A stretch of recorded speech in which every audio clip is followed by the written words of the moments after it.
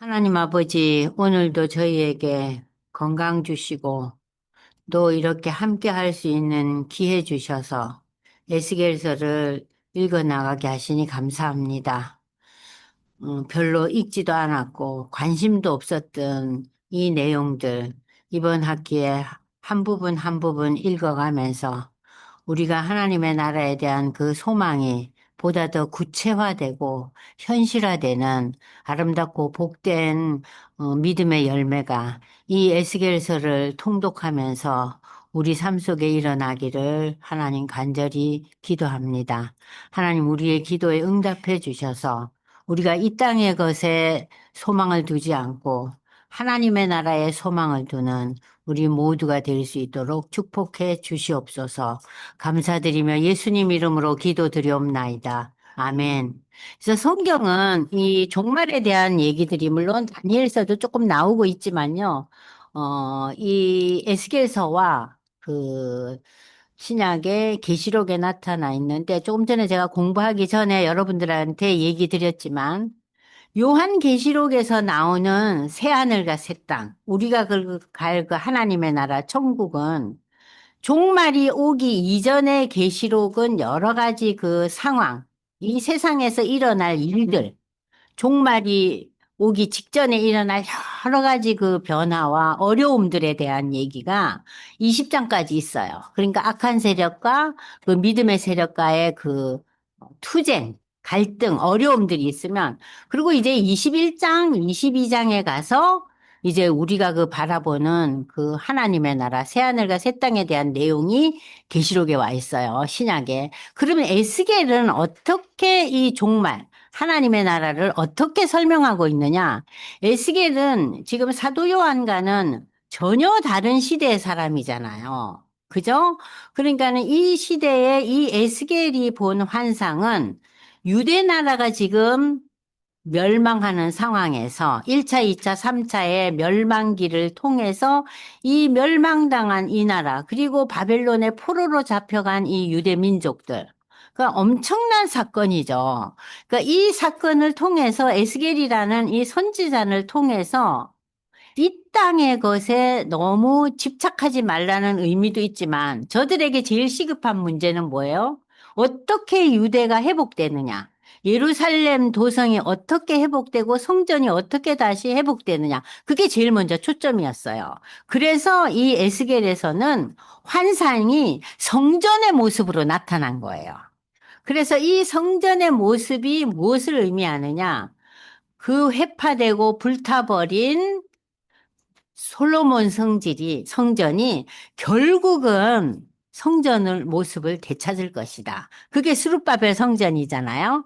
그리고 난 뒤에 이제 예수의 오심과 예수의 재림과 그리고 새하늘과 새 땅이라는 이 여러 가지 의미를 포괄적으로 함축하고 있어요. 에스겔서는. 그러니까는 훨씬 요한계시록보다도 의미가 더 많은 거예요. 그래서 이 에스겔서를 우리가 읽기도 쉽지 않고 본문 내용도 이 성전에 대한 그 환상이기 때문에 실존해 있던 성전이 아니었기 때문에 이 환상에 있어서 그 뭐 몇 센치 몇 미터 이게 몇 척 이런 그 옛날 그 여기 도량형의 그 표현으로 너무 자세하게 나와 있기 때문에 지금 40장부터는요. 그래서 우리가 읽기가 힘들기도 하고 좀 지루하기도 해요. 그럼 왜 이렇게 표현을 했느냐? 에스겔이 본 환상이 이렇게 구체화되어 있다는 거예요. 그러니까 우리가 어디 갔는데 어느 백화점을 갔는데 그 백화점이 어느 백화점보다 크더라. 근데 그 A 백화점이 사방이 200m라면 여기는 300m야. 이런 식으로 새로운 백화점에 대해서 설명을 하면 우리가 어때요? 훨씬 구체적이잖아요. 저거 지어낸 얘기가 아니네. 확실한 얘기네. 분명한 것이네. 그러니까 이 에스겔의 환상에서 이 40장부터 나오는 그 환상 속에 나타난 성전에 대한 이런 자세한 표기는 구체적이고 확실한 것을 우리에게 심어주기 위해서 이렇게 표기가 되고 있는 거예요. 아시겠죠? 네. 자, 그러면 우리가 이제 40장에 들어가기 전에 그 성전에 대한 환상이 40장부터 48장까지예요. 그러면은 우리가 전체적으로 이 에스겔서를 다시 한번 리마인드를 하면은 여러분들이 이제 공부를 쭉 해오시고 읽으셨잖아요. 그럼 오늘 처음 이 시간에 오시는 분도 있을 수 있고 또 들어도 자꾸 잊어버리니까 자, 챕터가 세 개로 나눠진다 그랬죠. 에스겔서는. 그럼 챕터 1은 뭐냐? 에스겔의 소명. 에스겔이 바벨론 포로로 사로잡혀 간지 5년째 되던 해에 하나님이 에스겔을 부르시잖아요. 그 하나님의 부르심에 대해서 이 에스겔에서는 어떻게 나타나요? 하늘이 열려요. 그러니까 에스겔에서는 정말 에스겔 본인도 기절초풍할 일이죠. 하늘이 열리는 이러한 놀라운 환상을 보는 거예요. 그러면서 이제 그 하나님의 모습이라든지 여러 가지 이제 환상을 이제 보면서 이 에스겔에게 챕터 1에서 1, 2, 3장의 에스겔의 소명과 하늘이 열리면서 여러 가지 이제 특별한 사건이 이렇게 진행되면서 에스겔이 그러나 벙어리가 되죠. 그죠? 그래서 벙어리가 되는 장면이 이제 40장 이후에 다시 입이 열려요. 다시 입이 열려요. 그러니까는 에스겔이 거의 7, 8년 동안 입을 다물리고 있어요. 그러니까 하나님께서 입을 다물게 하셔서 에스겔이 어때요? 우리가 배웠듯이 바디 랭귀지를 쓰잖아요. 그리고 에스겔이 자기에게 다가온 여러 가지 상황에 대해서 그 시대의 사람들과 다른 양상을 보이죠. 그게 뭐예요? 와이프가 세상을 떠났을 때 장례식도 안 하잖아요. 그죠? 그러니까는 그 모든 것이 다 이렇게 단절되고 끝나버리고 이 유대 나라의 상황이 완전히 그냥 요즘 우리가 유행하는 말로 의하면은 샷다운 된 거예요. 네. 그러니까 지금 2차 포로기에서 3차 포로기로 넘어가면서 오늘부터는 이제 3차 포로기도 끝나고 멸망 이후 몇 년 동안의 얘기예요. 오늘 이 본문들은. 그러니까는 그 챕터 1이 그렇다면 챕터 2는 뭐였어요? 하나님의 심판이었죠. 그래서 4장부터 이제 24장까지는 유대 나라에 대한 심판. 유대가 왜 이렇게 포로로 잡혀가고 하나님의 백성들이 왜 이렇게 고난을 겪는가? 그리고 왜 성전은 불타는가? 하는 데 대한 그 심판의 원인이 뭐에 있다 그랬어요? 유대 백성들이 하나님을 한쪽으로는 인정하고 섬기면서 다른 한쪽으로는 열방의 우상의 마음이 빼앗겼다 그랬잖아요. 그래서 율법을 어기고 그들의 방법과 그들의 삶의 형태를 많이 들여왔다 그랬죠. 그렇죠? 그러면서 또 한편에는 또 어떤 마음이 있었어요. 우리는 선택된 백성이다. 우리는 결코 하나님이 버리시지 않는다. 이거는 잠시다. 조금 있어봐라. 저 열방을 다 하나님께서 멸망시키고 우리를 세우실 것이다는 자기 나름의 안일한 신앙에 빠져 있었다 그랬죠. 그래서 오늘 우리도 그렇잖아요. 우리 신앙을 가진 분들 중에 두 부류가 있어요. 아유, 아무리 어려워도 좋은 날이 아니겠나. 하나님이 나를 부르셨는데. 거기까진 좋아요. 그런데 그렇기 때문에 회개가 없어요. 내가 이렇게 어려움이 있는데 무슨 문제가 있나? 한번 돌아봐야겠나? 이런 마음이 없고, 뭐만 있냐면, 내 믿음이 내 삶을 붙잡고 있기 때문에 나는 결코 엉뚱한 사건이나 이러한 일들에 나는 들어가지 않을 것이다는 낙관주의. 이런 낙관주의는 신앙에 또 때로는 굉장히 큰, 어, 힘이 되는 것이 아니라 우리의 신앙을 더 추락시켜요. 왜냐하면 자기에 대한 회개와 자기 신앙에 대한 그러한 반성의 시간이 없기 때문에. 그러나 또 한편으로는 너무 이렇게 부정적인 신앙을 가진 분들도 있어요. 왜 이렇게 일이 안 돼? 내가 이렇게 열심히 신앙생활 하는데도 이건 무슨 일이지? 나는 예수 믿는 신앙이 나한테는 이게 별 의미가 없나 보다 하고 그냥 소리 소문 없이 교회에 발을 점점 끊고 신앙에서 멀어지는 분들이 있어요. 그러니까 이 두 부류가 다 문제예요. 하나는 신앙에 대한 무사한 일주이고 하나는 뭐예요? 비관적인 거예요. 신앙에 대한 소망과 비전이 없는 거예요. 그러니까 이 모든 것을 우리가 다 떨쳐버려야 돼요. 그러니까 본문을 통해서. 그래서 이제 이 24장에까지 이제 유대 나라에 대한 그 문제점을 제기하면서 이 에스겔이 회개하고 너희가 돌아야 된다는 거. 그리고 너희는 이렇게 큰 그야말로 너무나 어려운 위기의 시대를 지나면서 결국은 이제 돌아올 거라는 메시지는 주세요. 그리고 25장부터 32장까지는 뭐예요? 유대 나라에 인접한 나라들에 대한 하나님의 심판이 나오죠. 왜 너희들이 유대를 그렇게 깔보고 조롱하고 그러느냐? 어? 유대는 내가 택한 나라다, 택한 백성이다 하면서 하나님께서 저들을 이제 심판하는 게 이제, 어, 25장부터 32장까지 나오잖아요. 그게 챕터 2예요. 그러니까 챕터 1은 소명, 챕터 2는 심판, 챕터 3 34장에서부터 48장까지는 뭐예요? 유대, 이스라엘의 회복에 대한 메시지예요. 그럼 지난번에 저희가 읽었던 33장에서 39장까지의 메시지에서는 여러분들이 이제 다 기억을 하시겠지만 다시 한번 반복하면 33장에 와서 그 에스겔의 파수꾼 사명을 다시 한번 하나님께서 어 다시 한번 일으켜 주시면서 이제 에스겔에게 말씀을 주시잖아요. 그러면서 우리가 잘 아는 거짓 목자와 참 목자에 대한 얘기 우리 배웠죠. 그죠? 그래서 이제 이 거짓 목자와 참 목자, 이 참 목자가 예수를 통해서 이제 오실 것이라는 영원한 화평의 언약을 34장에 주시고 35장에 가서 뜬금없이 에돔의 멸망에 대한 이야기가 나와서 아니 심판 얘기는 챕터 2에서 끝났는데 왜 나오는가 하고 우리가 의아해했죠. 이건 왜 나오느냐?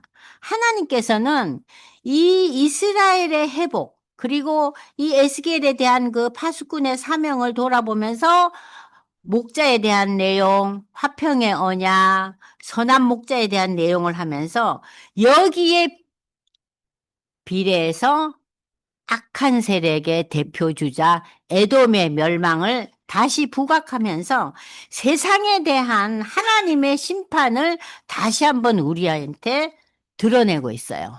그러니까 에돔이 에서의 후예잖아요. 그죠? 그러니까 이 에돔이 열방 중에서 가장 유대 나라를 어, 어려움을 겪을 때마다 도와주지 않고 형제 나라인데도 도와주지 않고 비웃고 못 지나가게 하고 출애굽 때도 자기 땅 못 지나가게 했잖아요. 그 계속해서 바벨론 포로가 됐을 때도 비웃고 바벨론의 편에 서고 그래서 이 에돔의 멸망, 세상에 대한 멸망을 다시 한번 우리에게 리마인드 시켜주고 36장에 가서 우리가 이제 이스라엘의 회복에 대해서 새 마음과 새 영에 대한 얘기 기억나시죠? 그래서 이제 성령 강림의 역사. 그래서 이 36장의 성령 강림, 새 마음과 새 영에 대한 내용이 이제 있고, 그 다음에 여러분이 잘 아시는 37장 얘기가 나와요. 그게 뭐예요? 마른 뼈 환상. 마른 뼈라는 것은 죽음 상태죠. 우리가 죽으면 어떻게 돼요? 먼저 이제 쌀이 썩고 뼈가 남잖아요.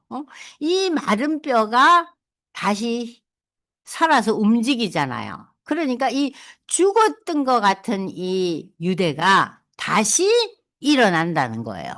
그러니까는 이 37장은 유대 나라의 회복과 예수의 초림과 그 예수의 초림에서 우리가 배울 수 있는 게 뭐였어요? 예수님이 십자가에 돌아가시잖아요. 돌아가신 이유가 이 우리의 죄를 위해서 돌아가시고 예수님이 이 땅에 오신 것이 돌아가시기 위해서 오신 거잖아요. 그잖아요? 부귀영화를 누리고 세상 권세를 휘어잡기 위해서 오신 게 아니잖아요. 그 돌아가셨지만 예수가 부활하시고 승천하시잖아요. 이 부활 승천의 의미가 이 마른 뼈 한상에 다 있는 거예요. 그래서 예수의 부활은 누구의 부활을 나타내요? 성도의 부활, 나의 부활을 나타내잖아요. 그래서 그 부활이라는 것이 우리에게 소망이 있고 이 부활 소망이 결국은 영생, 하나님의 나라, 새하늘과 새 땅이라는 개념으로 쭉 여러분이 연결시키면 되잖아요. 그죠? 그러면서 이제 이 37장 마른뼈 환상이 나오고, 그 다음에 이제 38장, 39장에 가서 곡, 세상왕이 나와요. 이 세상왕에 대해서 나타나면서 이 세 상황이 막강하죠. 지혜도 있고. 그러면은 이 곡이라는 이 세 상황이 세상의 연합군, 세상의 그 악한 세력들과 하나가 되어서 하나님을 대적하지만 39장에 어떻게 결론을 내립니까? 저들이 다 멸망해요. 그래서 여러분들이 그 39장의 그 마지막 절을 이제 여러분들이 읽어보시면은 참 이제 그 새로운 힘을 얻게 되는데, 그래서 이 이스라엘의 그 회복이 39장의 마무리가 되고 있어요. 그래서 우리가 지금 프린트해 보시면은, 자, 39장에서 이 곡에 대한 승리, 세상 나라에 그 대한 그 곡과 세상의 악한 세력이 하나가 돼서 하나님의 나라에 대해서 이렇게 반기를 들을 때 결국 승리하는데, 이것은 무엇을 의미하는가? 하나님의 승리요, 하나님께 모든 영광이 있다. 그 우리가 지금 세상의 영광을 추구하면 우리 삶이 어때요? 세상적이 될 수밖에 없죠. 응? 근데 이 세상적인 영광을 바라보지 않고 하나님의 영광, 하나님의 승리를 바라보라는 거예요. 이 38장, 39장을 통해서. 그리고 이제 이 39장 맨 마지막에 그 이스라엘의 그 회복에 대한 내용이 쫙 펼쳐지는데, 이스라엘의 회복은 하나님께서 유대 백성만을 회복한다는 의미가 아닙니다. 이 유대의 회복이 결국은 누구를 회복시켜요? 열방을 향해서. 하나님께서 유대를 회복시키고 이 유대의 회복은 열방을 향한 회복이에요. 그래서 예수님은 유대인으로 오셨지만, 그죠? 유대 땅에서 유대인으로 오셨지만, 예수의 지금 대한 신앙은, 유대인은 지금 아직까지는 소수예요. 그러면은 지금은 열방이 예수를 많이 믿고 있잖아요. 그죠? 그러니까 그런 여러 가지를 이제 함축하고 있는 거예요. 이스라엘의 회복은 결국은 열방의 회복을 하나님께서 어, 향해 나아가고 있다는 거. 그래서 이제 우리가 39장까지 이제 회복의 기본 메시지를 배웠어요.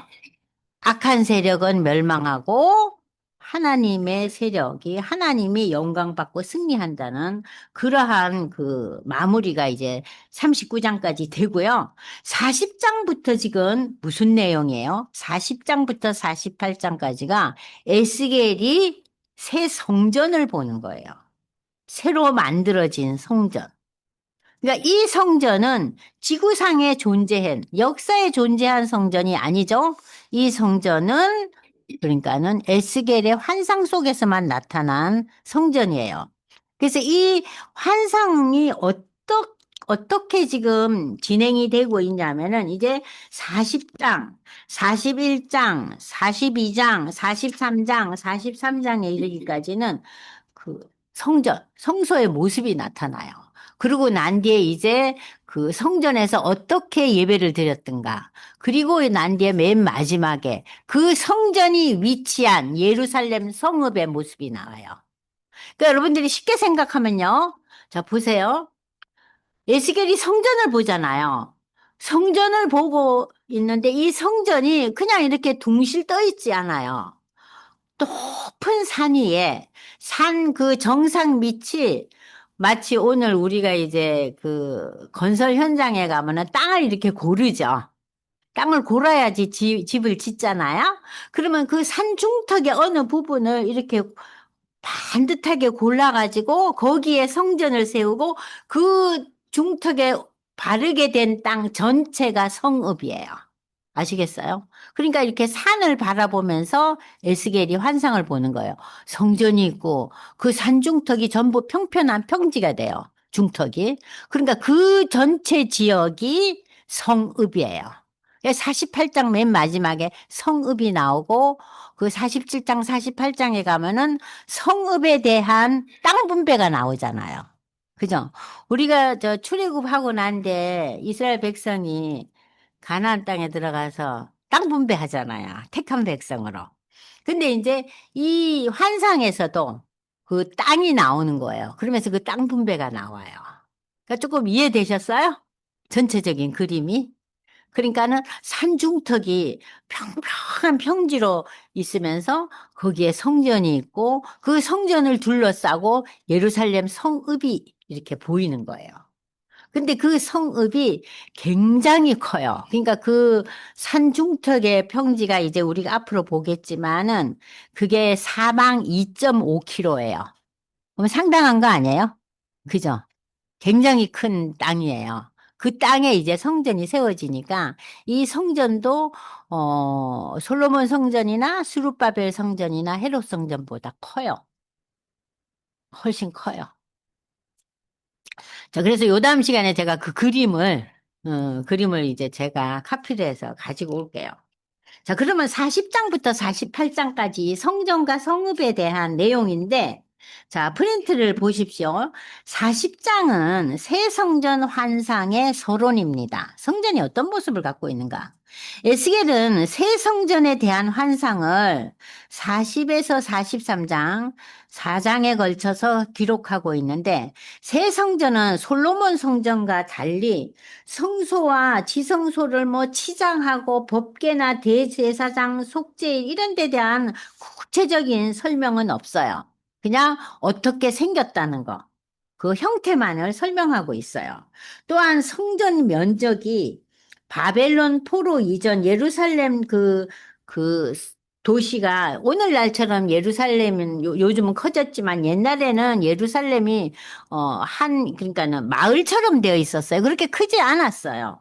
그 면적보다 훨씬 큰 그 산몬당에 있는 그 평지 속에 있는 그 성읍, 그리고 성전.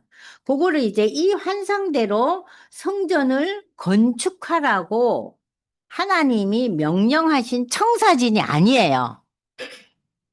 보여주면서 이러한 하나님의 나라가 올 거다. 그래서 거기서 너희들이 어떻게 할 거다.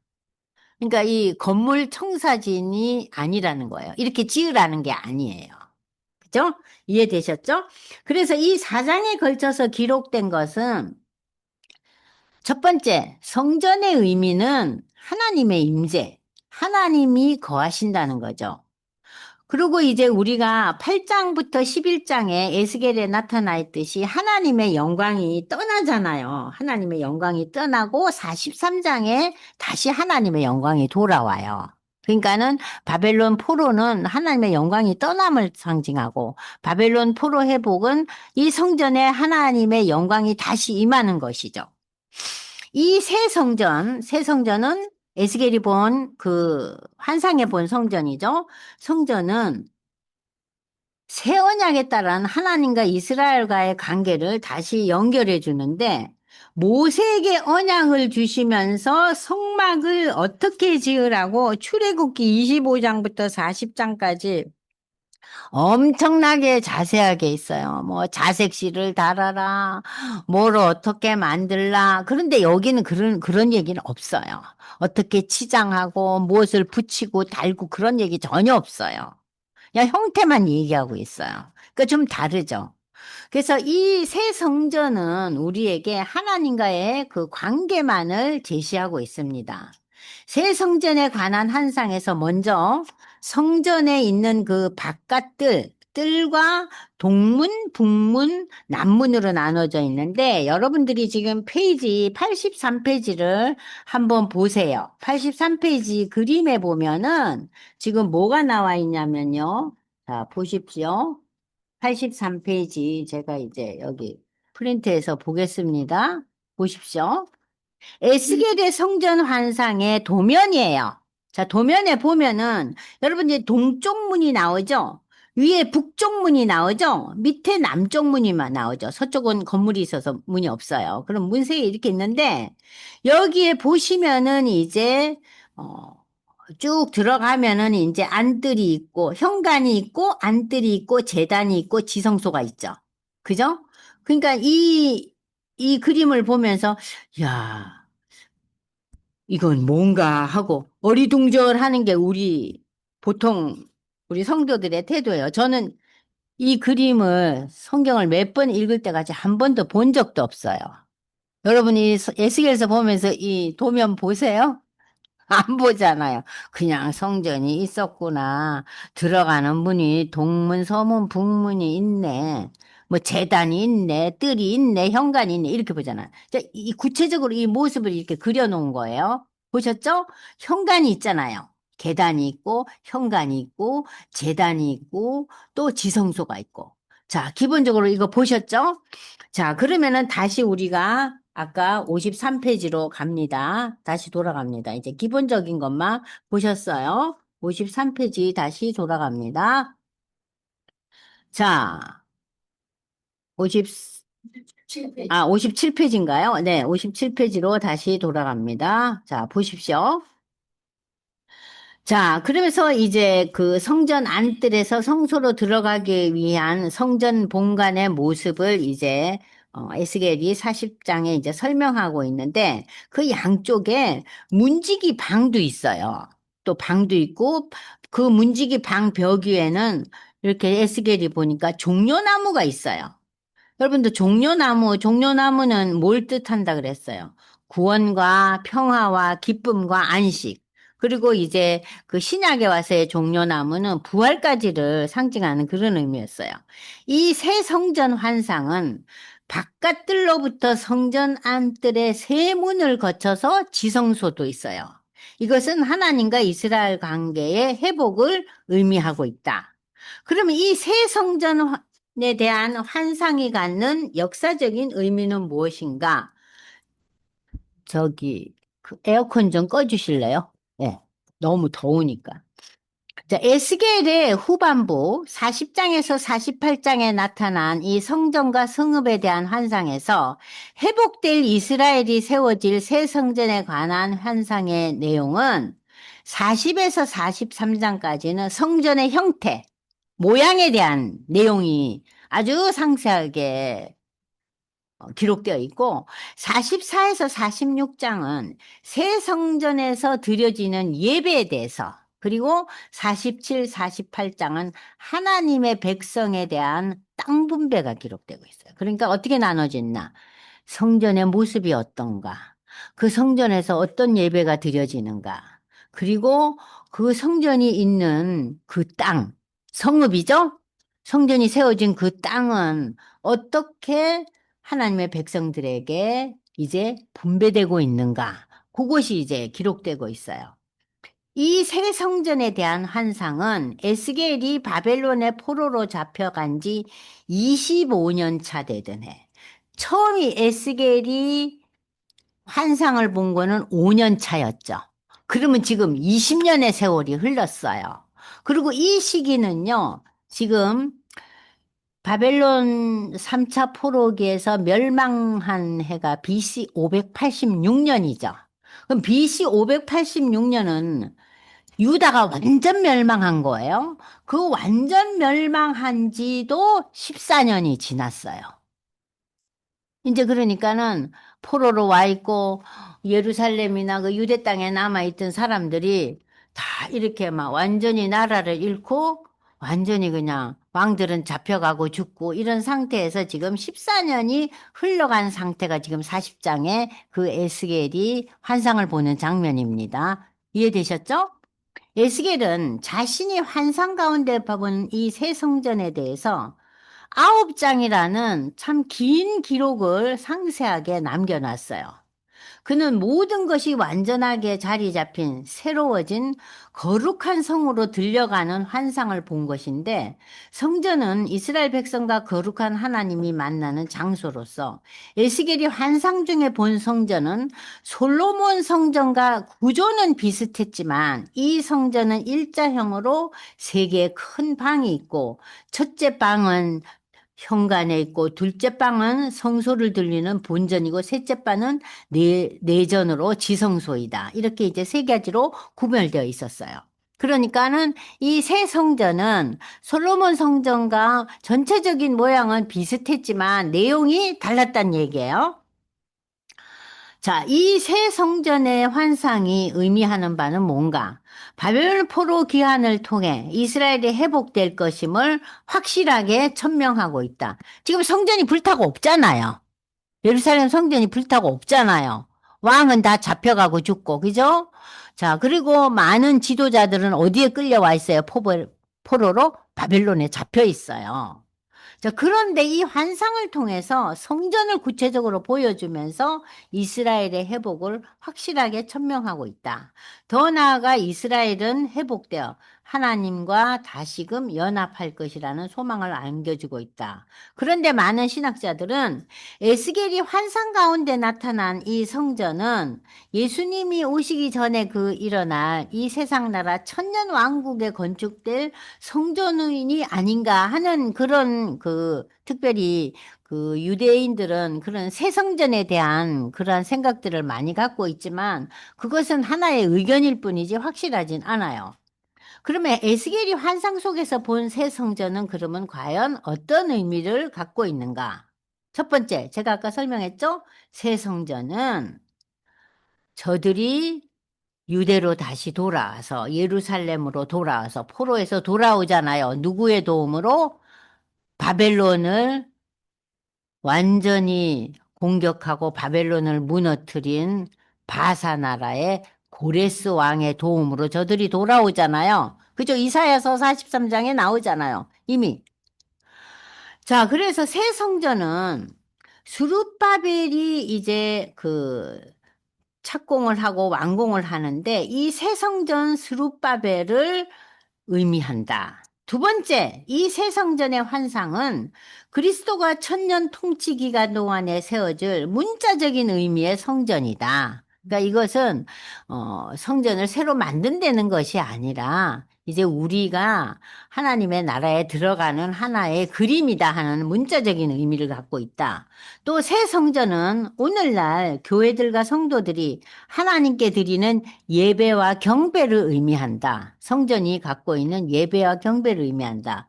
네 번째는 이 새 성전은 하나님의 임재와 다스림이 충만한 영원한 하나님의 통치를 상징한다. 이러한 그 여러 가지 의미를 갖고 있는데 이 새 성전에 대한 환상은 결국은 하나님 나라의 도래와 완성에 초점을 맞추고 있어요. 하나님 나라가 올 것이다. 물론 얼마 후에 단기간 내에 무엇이 일어나요? 스룹바벨 성전이 새로 건축돼요. 그렇지만 그것이 최종의 의미가 아니라는 거예요. 뭐예요? 하나님 나라의 도래와 완성을 상징한다. 그러면서 이제 이 40장을 우리가 들어갑니다. 자, 그러면은 우리가 이제 여러분들이 보시면은 그다음에 이제 새성전에 대한 이야기를 이제 조금 밀어놓고 여러분들이 지금 이제 본문을 읽어볼 거예요. 자, 본문 보겠습니다. 40장 1절. 우리가 사로잡힌 지 25째 해 성이 함락된 14째 해. 그러니까 이런 본문도 우리가 사로잡힌 지 25년이 지나고 예루살렘 성이 함락되고 14년이 지난 그 달에 이렇게 하면 우리가 훨씬 편안할 텐데 이렇게 표현하니까 빨리 머리에 들어오질 않아요. 자, 2차 포로기 25년. 이 해는 이미 예루살렘 성은 함락되고 바벨론은 포로가 되고 포로가 되고 저들이 다 멸망하고 난 뒤에 14년이 흘렀어요. 그날에 하나님의 권능 성령이 에스겔에게 임합니다. 그러면서 무슨 말씀을 주셔요? 나를 데리고 이스라엘 땅으로 가시되. 이거 뭐예요? 지금 에스겔이 환상을 보는 거예요. 네. 지금 에스겔은 어디에 있어요?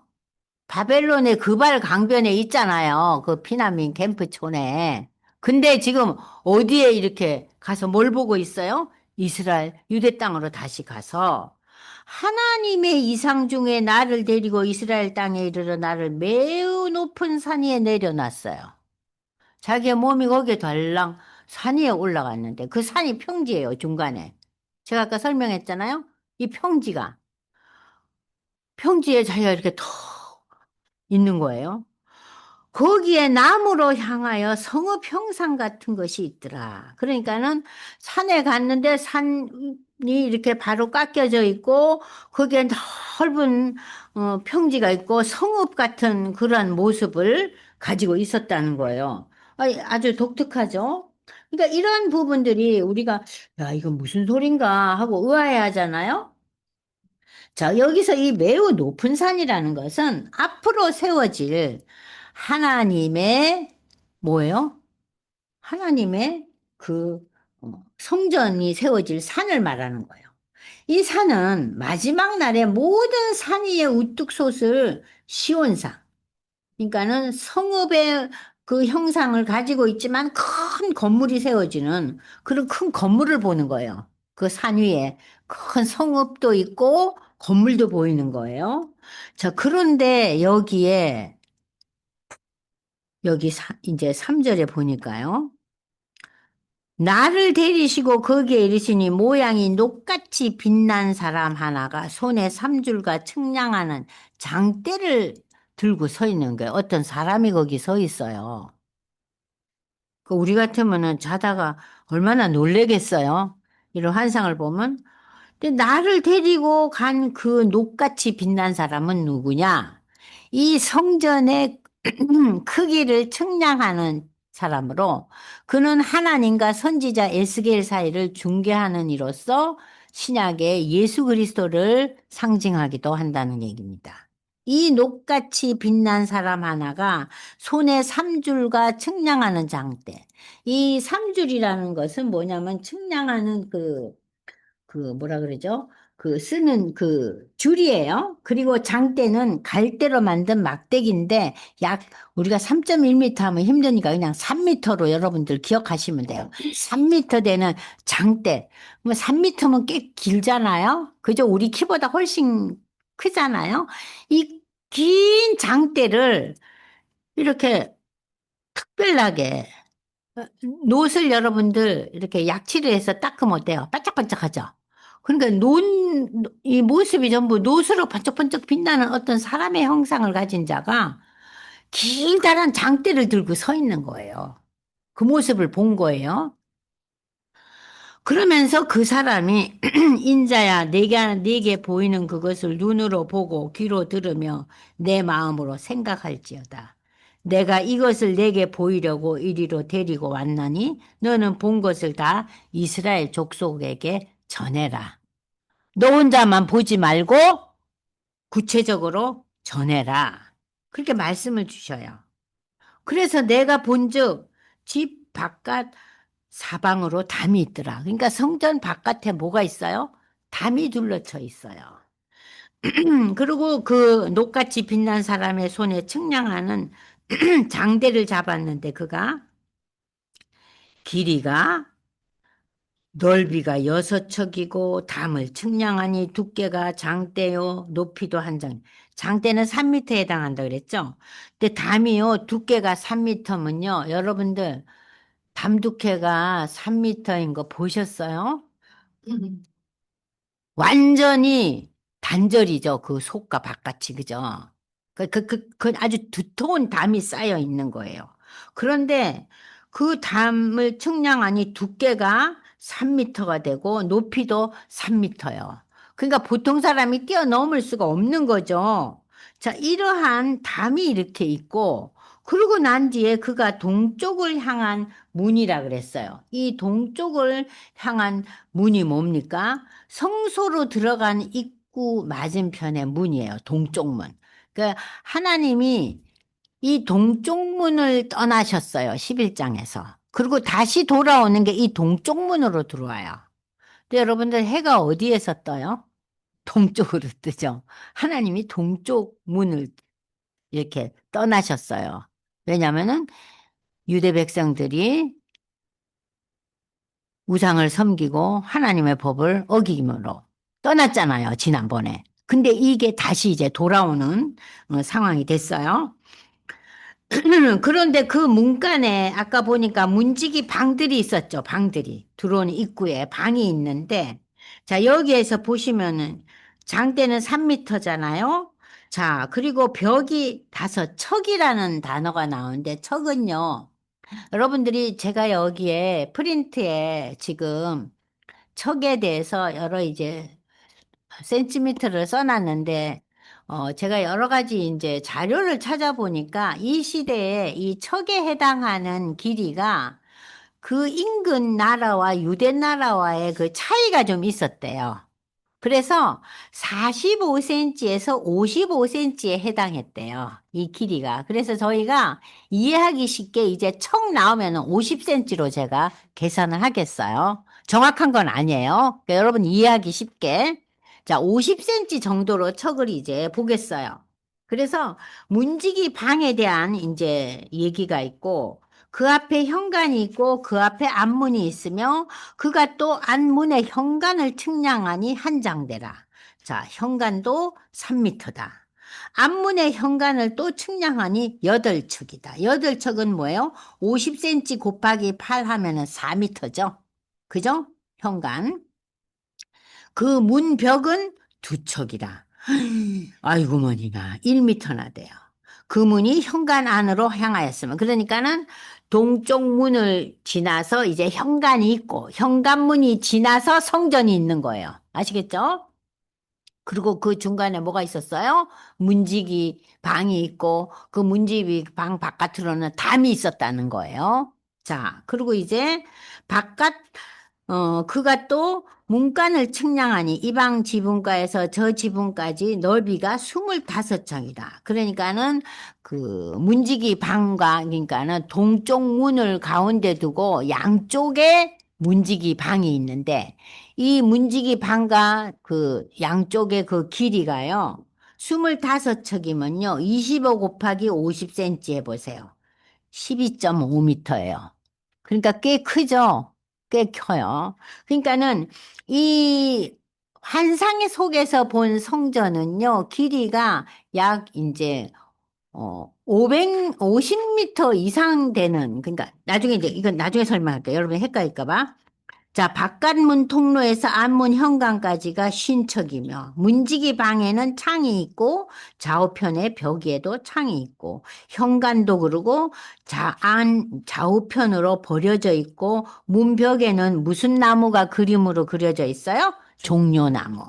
그러니까 다른 뭐 이렇게 여러 가지에 대한 얘기는 없고 여기에서 지금 뭐만 그 형색의 형태에 대한 얘기에서는 종려나무 얘기만 계속 나와요. 자, 종려나무를 제가 뭐라 그랬어요? 구원과 승리와 안식과 기쁨과 회복을 상징하는 거예요. 그러니까 이 새 성전에 이 도면에는 그림은 뭐만 있어요? 종려나무 그림만 있어요. 회복과 기쁨과 구원과 안식과 승리. 이런 종려나무 그림만 있는 거예요. 그가 나를 데리고 바깥들에 들어가니 뜰 삼면에 박석 깔린 땅이 있었다. 그러니까 뜰에 들어가니까 박석이라는 것은요, 아주 얇은 돌멩이래요. 넓적한 돌멩이. 그러니까 그 돌멩이를 이렇게 쭉 쌓아놨어요. 자, 그리고 여러 방이 있는데, 방이요 또 30개가 있어요. 무슨 방이 이렇게 많나?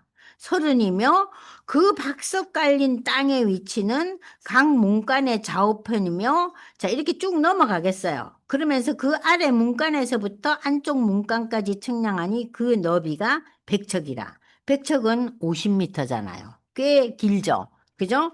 그가 바깥뜻 불종을 향한 문간의 길이와 넓이를 측량하니 길이는 신척이요 너비는 25척이요. 그러면서 이제 여러분들이 보시면은 창과 현관의 길이가 있고 종려나무가 문 쪽을 향한 문간과 다 그게 그림이 있어요.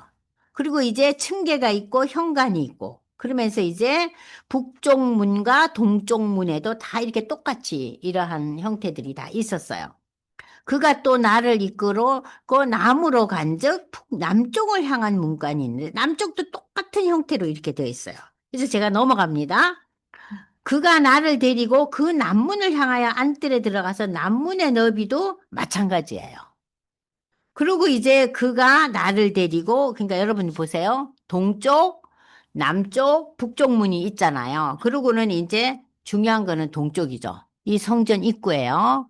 그럼 이 동쪽 문에 하나님의 영광이 임했다잖아요. 영광이 떠난 그 동쪽 문에 나를 데리고 안뜰 동쪽으로 가서 그 문간을 측량하니 크기는 길이가 신척이요, 너비가 25척이요. 계속해서 나옵니다. 그러면서 현관이 바깥으로 향하고 문 벽에 또 무슨 그림이 있어요? 종려나무가 또 있어요. 종려나무가 또. 그러니까 그림은요, 무슨 그림밖에 없어요? 종려나무밖에 없어요. 그러니까 여러분들이, 야, 성전을 봤는데 뭐 몇 척이고 몇 척이 있는데 그림은 종려나무래, 종려나무. 그것만 기억하시면 돼요. 종려나무. 승리와 구원과 기쁨과 회복을 상징하는 종려나무 그림이 계속 그려져 있는 거예요. 자, 그리고 난 뒤에 이제 여러분들이 이제 쭉 보니까는 여기 보시면은 나옵니다. 그 문 쪽 결에 문에 방이 있는데 번제물을 씻는 방이 있다. 자, 여기서 다시 한번 프린트로 한번 가보겠어요. 프린트 지금 몇 페이지죠? 73페이지예요? 아, 83. 오케이. 잠깐만요. 저는 프린트를 이걸 옮겨가야 되거든요. 83페이지로 이제 옮겨가겠습니다. 보시면, 보세요. 자, 여기, 저희가 지금 쭉 읽어왔던데, 동쪽 출입문 문대 박석 깔린 땅이 있죠? 그죠? 자, 북쪽에도 박석 깔린 땅이 있죠? 그 돌멩이가 깔린 땅. 그리고 남쪽에도 있죠? 그렇지만은 현관은 어디에 있어요? 동쪽 문 출입문에 있어요. 아시겠죠? 그리고 이 동쪽 문 출입문에 양쪽에 문지기 방이 있다 그랬죠? 문지기 방이 있다. 이겁니다.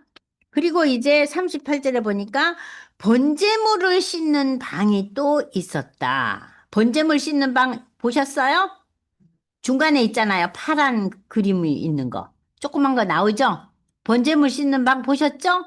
네, 이 번제물 씻는 방 있고, 그 문의 현관 이쪽에 상이 둘이 있고, 저쪽에 상 둘이 있으니, 그 위에서 번제와 속죄제와 속건제의 희생 제물을 잡게 한 것이다.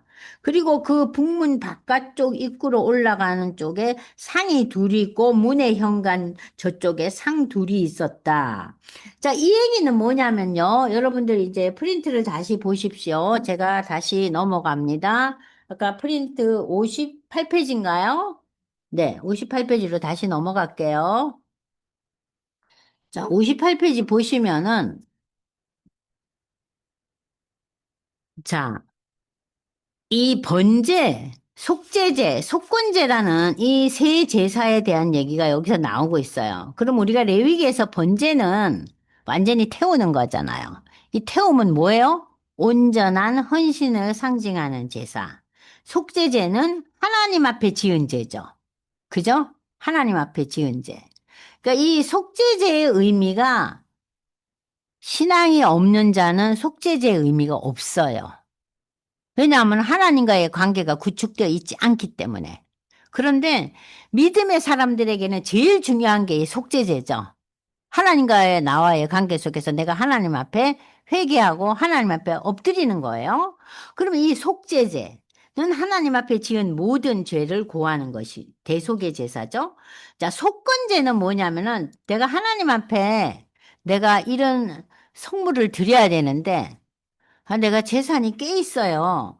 그런데 보통 있는 사람의 그 재물을 올려드리면 이게 죄악인 거예요.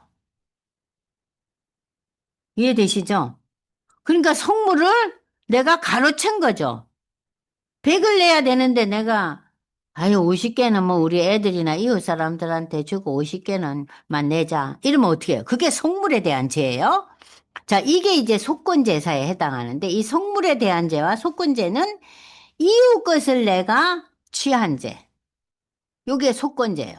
여러분 이해되셨죠? 번제, 속죄제, 속건제에 대한 요런 이제 희생 제물을 지금 희생 제사에 대한 것을 그 제물을 잡는 곳 요거를 지금 이제 설명하고 있는데 그 문 현관에 상이 두 개 있었다 그랬어요. 그러면 우리가 생각할 때 그 옛날에 모세 성막가 모세 성막은 타버나클이잖아요. 템플이 아니죠. 그러면 모세 성막과 솔로몬 성전 템플에 있던 이 떡상과는 달라요. 왜냐? 좀 이따 설명하겠지만 떡이신 예수님이 오셨잖아요. 떡을 바칠 필요가 없는 거예요. 아시겠어요? 그래서 이 떡상과 달리 제사장 방에 있었던 번제물을 잡고 희생물을 조리하는 탁자예요. 그러니까 진설병상이 아니에요. 그러니까는 이 새 성전, 에스겔이 본 성전에는 안에 있는 이 상에는 진설병이 없는 거예요. 그러니까 달라졌죠. 모양은 비슷한데 속 내부가 다른 거예요. 좀 이따 이제 그 얘기도 나와요.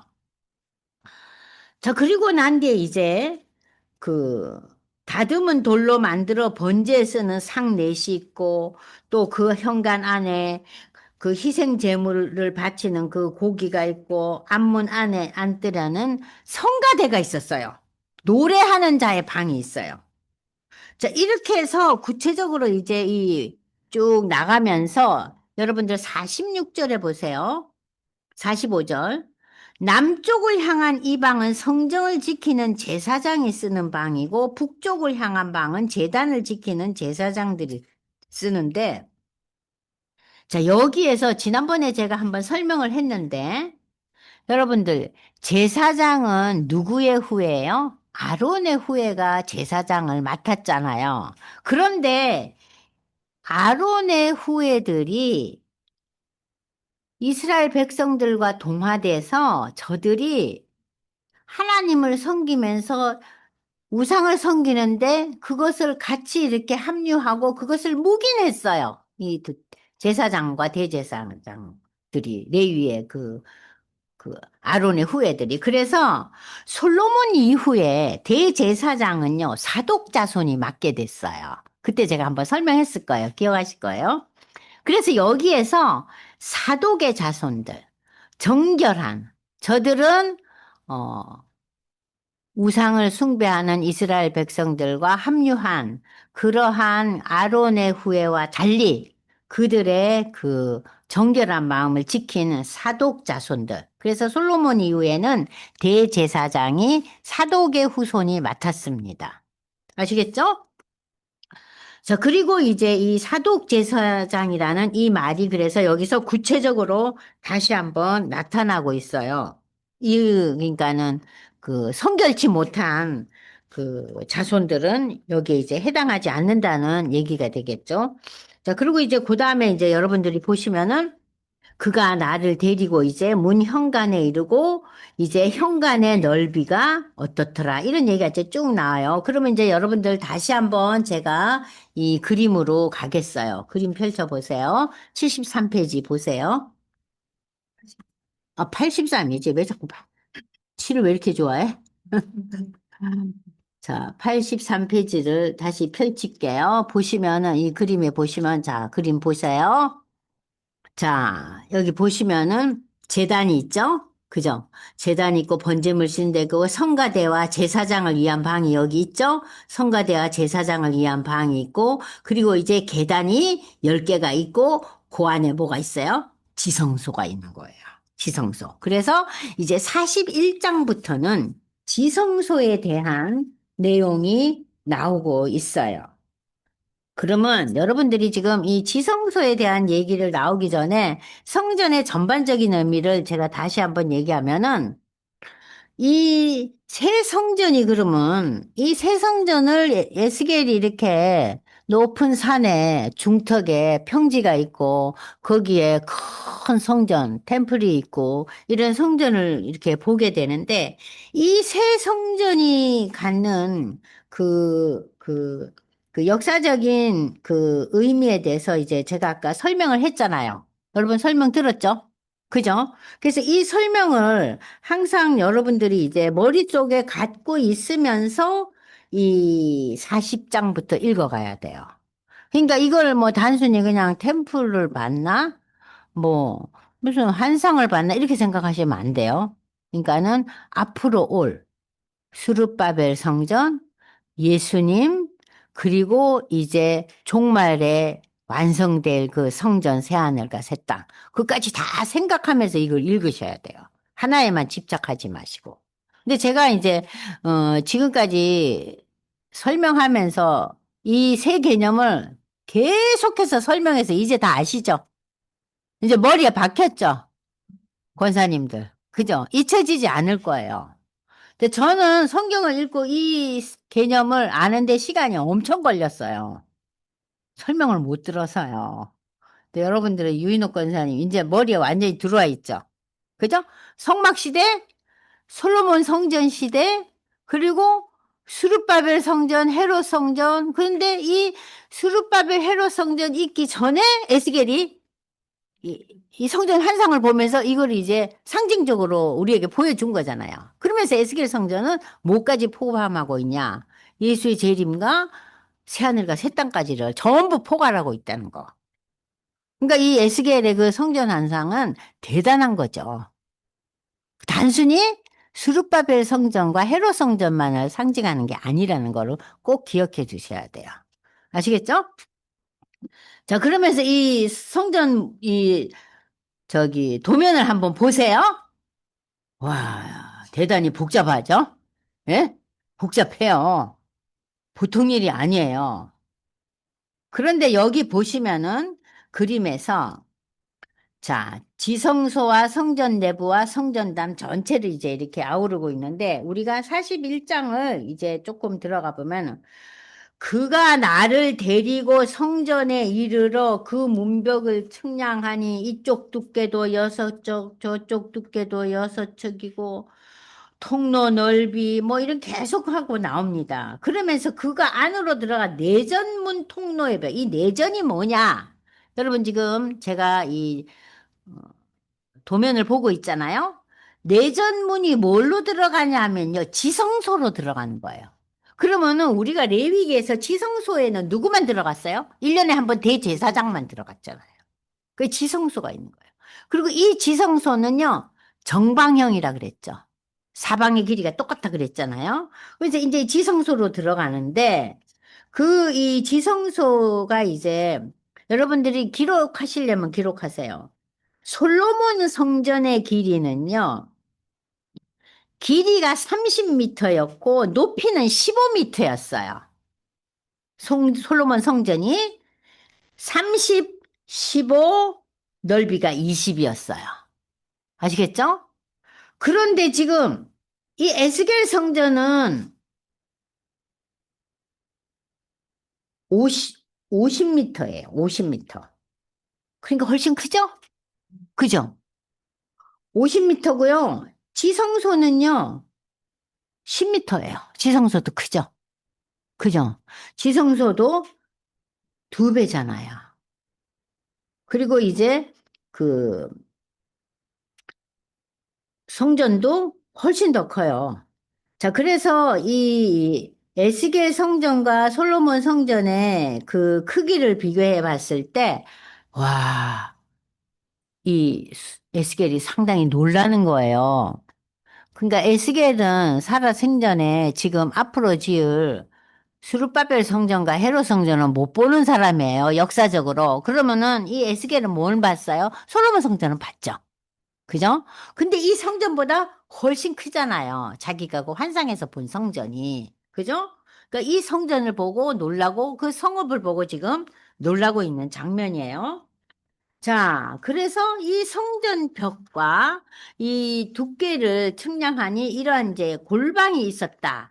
성전 3면에 골방이 있었다는데 이 골방들은 뭐냐? 이 골방들이 다 기도방이에요. 기도방. 여러분들 기도방. 기도뿐만 아니라 성물을 이제 그 두는 방들. 그러니까는 그 여러 가지 이제 성전에 쓸 그러한 기물들을 이제 두는 그러한 골방들이에요. 그래서 이 골방이 있고 이 골방이 모두 30개나 있어요. 기도하고 성물을 두는 창고가 30개나 있었으니 얼마나 이 크기가 대단히 크죠. 그러면서 이 두루 있는 골방은요, 이제 어떤 모습을 하고 있느냐. 층이 올라갈수록 높아지고, 성전에 가까워졌으니, 이제 이런 얘기는 이제 여러분들이 그냥 쭉 읽으시면 돼요. 그리고 맨 마지막에 그림을 보시면 되는데, 서쪽 뜰 뒤에 12절을 보세요. 큰 건물이 있어요. 넓이는 70척이요, 길이는 90척이요, 그 사방 벽의 두께는 5척이라. 이 건물은 그러면은 뭔가, 자, 여러분들 보세요. 서쪽들 위에 건물이 하나 있었다. 이거는 그러면은 뭔가, 그랬더니 여기에서 뭐라 그러냐면은 성전과 분리된 건물로 성전 서쪽 뒤편의 안뜰에 위치한 쓰레기 장소. 쓰레기 장소까지 다 이렇게 만들어 놨다 그래요. 근데 이제 이 서쪽 건물이라고 여기 써 있죠? 여러분 보이시죠? 이 서쪽 건물이요. 뭐라고요? 예, 여러 가지 이제 잡다한 것들을 정리하는 그런 것까지 다 만들어 놨어요. 자, 그러면서 이제 여기 쭉 읽어보면은 그가 성전을 측량하니 길이는 100척. 또 그 벽을 합하여 다 100척. 100척은 50m잖아요. 그러니까 50m, 50m, 50m예요. 그러니까는 에스겔이 본 성전은. 그러니까는 솔로몬 성전보다 크죠? 크잖아요. 30m보다 크잖아요. 그러니까 이 성전 전체가 훨씬 큰 거죠. 그러면서 이제, 여기 쭉 읽어가다 보시면은요, 뒤쪽으로 이제 넘어오세요. 널판 자에는 18절에 그룹들과 종려나무를 생겼다. 그룹들은 천사들이잖아요. 그죠? 이 그룹들은 천사들로 하나님의 보좌를 떠받고 있는 자들이 여기에 이제 그림으로 나타나고 있어요. 여호와의 그 하나님의 임재와 거룩함을 나타나는 이제 천사의 그림이 있고, 그리고 이제 우리가 아까 읽었던 여기에는 없지만은 뭐가 또 있었어요? 종려나무.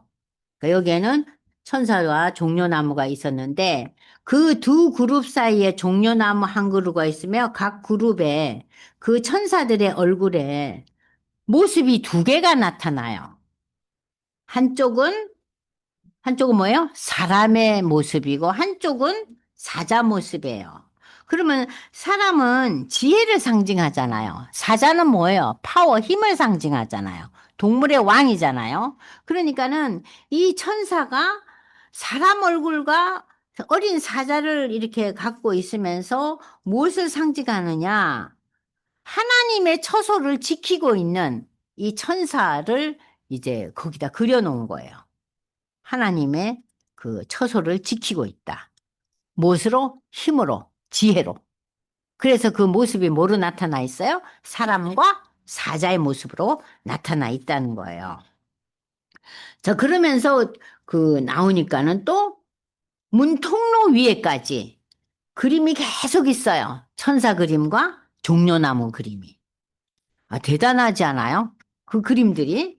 그러면서 이제 문설주는 성전 문기둥이에요. 문설주가 있고, 그리고 이제 그 22절에 보면은 여호와 앞에 상이 있고 내전과 외전에 각기 문이 있다. 내전과 외전은 뭐예요? 내전은 지성소고 외전은 성소예요.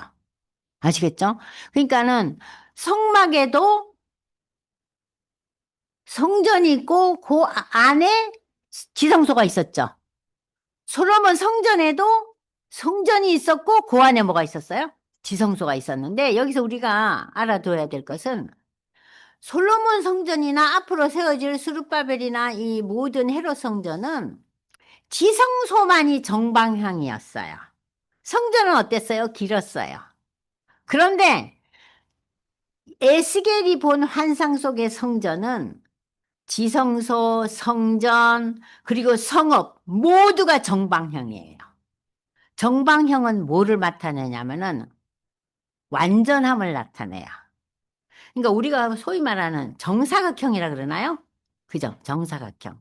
그러니까 에스겔이 본 환상에 나타난 지성소, 성전, 성읍 모두가 뭐라고요?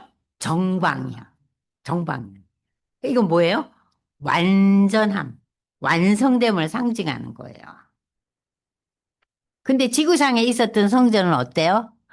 지성소만 정방향이었다는 거. 그러니까 이런 것의 의미를 다 이렇게 끼워 맞춰 보다 보면은, 와, 이거 대단한 내용이구나 하는 걸 알지만, 그냥 읽다 보면은 의미를 알 수가 없잖아요? 그리고 이제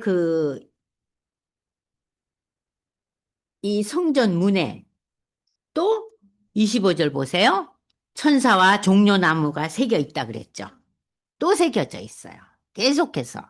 그러면서 이제 이 41장에서는 성전 들어가는 입구에서부터 지성소에 대한 얘기가 이렇게 담겨져 있어요. 자, 그러면은 이제 여러분들 지금까지 읽은 40장, 41장에서 전체적인 성읍과 성전과 들어가는 입구, 그리고 지성소의 모습 다 정방향이구나. 그런데 뭐 성가대 방도 있고, 쓰레기 담는 방도 있고, 문지기 방도 있고, 뭐 기도하는 방도 있고, 별의별 거 다 있네. 그렇게만 기억하시면 돼요. 이거 일일이 몇 척이 몇 미터고 다 안 따지셔도 돼요. 의미만 아시면 돼요. 그리고 이제 우리가 이제 42장 이제 남은 시간에 또 읽을 거예요. 43장까지. 아셨죠? 잠깐 쉬죠?